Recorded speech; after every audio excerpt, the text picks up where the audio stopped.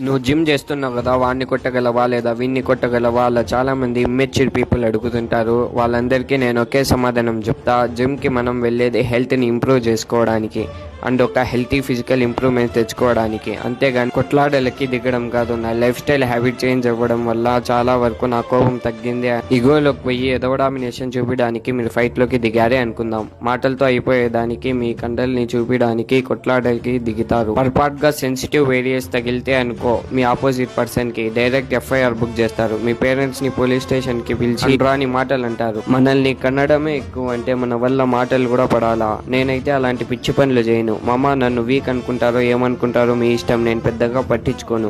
నేను జిమ్ కి వెళ్ళమని చెప్పేది చాలా విషయాల్లో మీ లైఫ్ ఇంప్రూవ్ అవుతుంది. లైక్ నాకే వచ్చిన బెనిఫిట్స్ ఏదంటే నేను డిసిప్లైన్ గా ఉండడం అలవాటు చేసుకున్నా, అడ్డమైన విషయాల్లో ఖర్చులు తగ్గించుకున్నా, డిస్ట్రాక్షన్ తగ్గినాయి అండ్ నా మూడ్ అనేది ఓవరాల్ వెల్ బీయింగ్ కూడా చాలా బాగుంది. కుదిరితే మీ సర్కిల్ అండ్ కాంటాక్ట్ ని పెంచుకోండి, పాజిటివ్ గా ఉండి, అంతేగాని గొడవల్లో మాత్రం ఎప్పుడూ దూరకండి. మహా అయితే ఎన్నాళ్ళు ఉంటాం బ్రో ఈ భూమి మీద, ఏమొస్తుంది గొడవలకి పోతే? ఇలాంటి మంచి మంచి కంటెంట్ కావాలంటే నా పేజ్ ని ఫాలో చేసుకోండి.